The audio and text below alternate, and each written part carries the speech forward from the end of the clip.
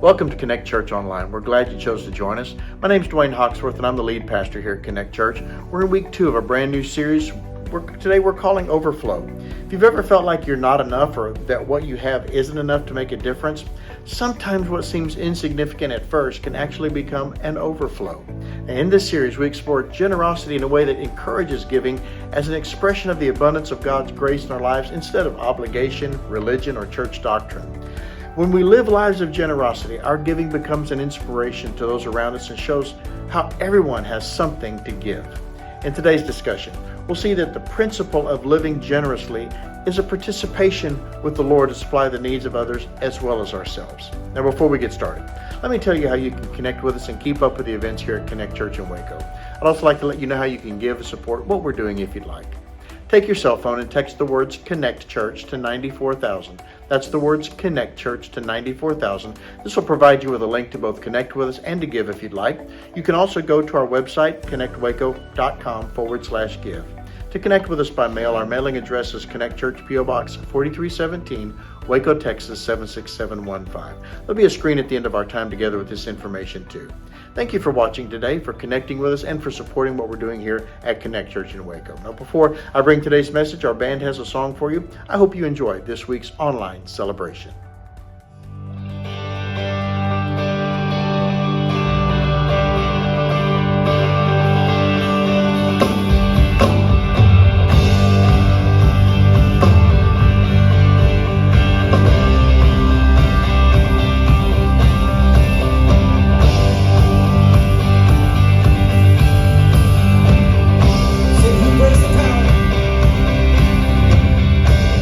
Who breaks the power?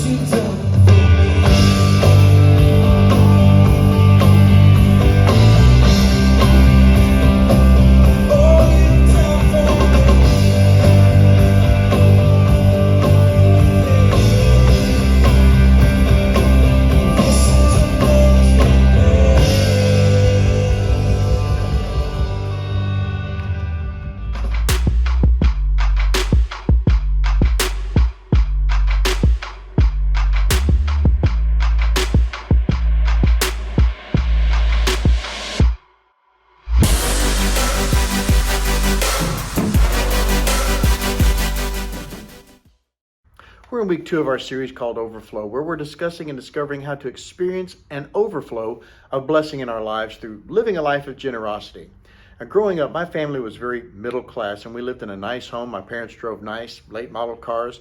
We had decent clothes and plenty of food on the table. In my mid-teens, that all changed. After my parents divorced when I was 13, my dad recommitted to his childhood faith, and he grew up in a preacher's home where they moved a lot, never had enough money, and when he became an adult, he got away from God and was determined to live in one place and make money. Now, I grew up in a home that respected God but didn't know or serve Him. After my dad recommitted his life to Jesus, things got tough financially. Dad lost his job and we moved to a new city. We went from always having plenty to eat to sometimes wondering what we would eat. Now, through that time, Dad learned to trust God, and my brother and I learned to trust God right along with him. And through those years, we began to learn to live generously, and not because we had a lot, but because God had been so generous to us. That became especially important when I became an adult, was married, and had a family to take care of.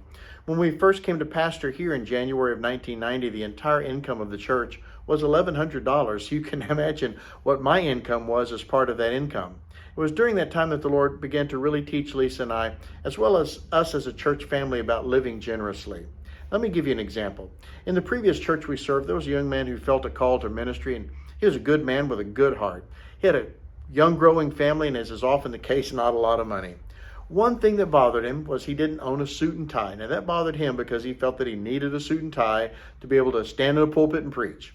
That was the way most all churches expected people to dress in those ministry in those days, and he and I were about the same size. I had a suit that no longer fit me, but I thought might fit him very well. So I had it dry cleaned, picked out a nice shirt and tie, went by his house one evening and left them in his unlocked car.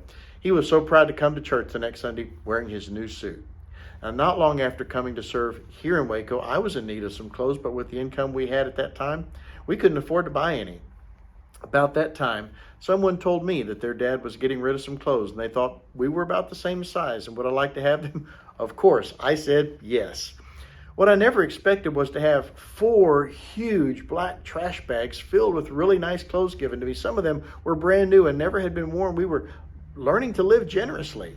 I tell you that story because I learned that the principle of living generously is a participation with the Lord to supply the needs of others as well as ourselves. And let's be honest, talking about money can often brings out some very raw emotions for us, and we can get very defensive and even angry when the subject of money comes up, especially in church.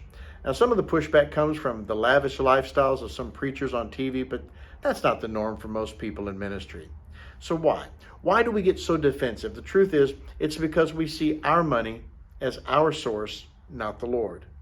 Generosity is not about how much you have, it's about trusting God with what you do have. In talking about generosity, we're not trying to get something from you, we're trying to get something to you. So let's take a look at what Scripture teaches us about generosity, about living generously. Solomon, perhaps the wisest man who ever lived, wrote about living generously in the Old Testament book of wisdom, the book of Proverbs. Listen to what he wrote in Proverbs chapter 2, verses 9 and 10.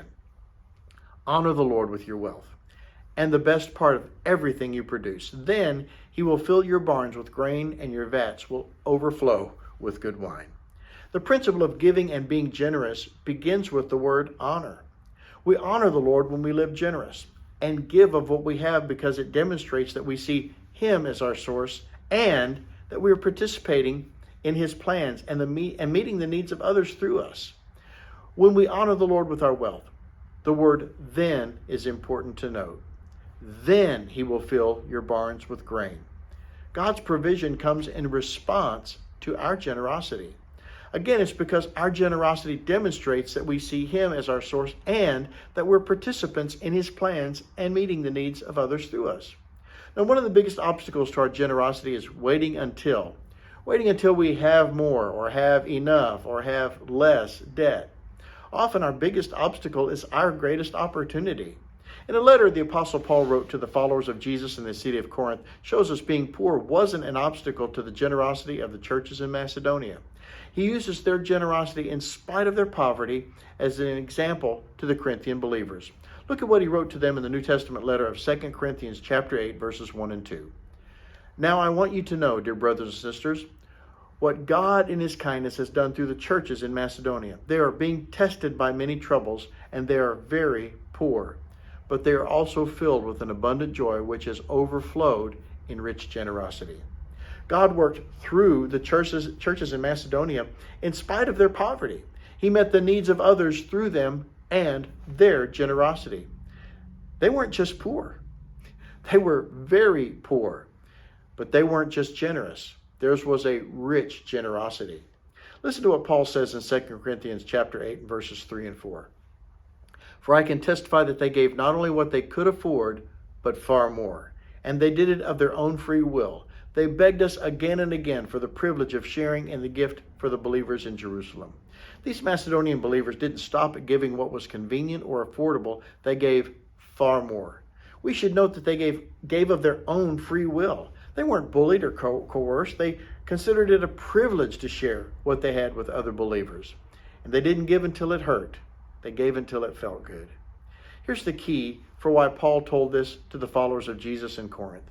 He wasn't trying to get something from them. He was trying to get something to them. We see the challenge Paul gives to the Corinthian believers in 2 Corinthians chapter 8, verse 7. Since you excel in so many ways in your faith, your gifted speakers, your knowledge, your enthusiasm, and your love from us, I want you to excel also in this gracious act of giving. What makes a church great? Is it great speakers, great music, great teaching, enthusiastic service, and even an abundance of love? Well, these are all important and great things, and apparently the Corinthian church had all of those. Paul wanted to make sure they didn't lack a very important thing in their lives and in their faith, and that was to overflow with generosity. I can remember as a kid when friends tried to get you to do something you were hesitant to do, they would say, well, I double dog dare you. Well, I'm not exactly sure how a couple of dogs were supposed to matter, but somehow it did. That's what kind of comes to my mind when I read the challenge God gives us in the Old Testament book of Malachi, chapter 3 and verse 10. Bring all the tithes into the storehouse so there will be enough food in my temple. If you do, says the Lord of heaven's armies, I will open the windows of heaven for you. I will pour out a blessing so great you won't have room enough to take it in. Try it. Put me to the test. The tithe is 10% of our income or our increase. And there's something powerful that happens when we take the step of faith and give God the first 10% of our income. We discover that God can do more with 90% than we can do ourselves with 100%. You have an opportunity that's wrapped up in a choice. It's a choice between where you are, maintaining the status quo. It's a choice between having not enough and having more than enough. It's a choice between feeling everything you have is yours or everything you have already belongs to God and you're His steward or manager of His resources. Or to choose to begin taking the steps to discover the overflow that you desire to have in your life. It's about more than finances. It's about discovering a partnership, a participation with God in your life, your family, and your finances. People often say they want to make a difference, and we can make a difference. We can make a difference in the lives of others. We can make a difference in our own lives and in our finances. We can experience overflow in our life. We will experience overflow when we choose to live a life of generosity.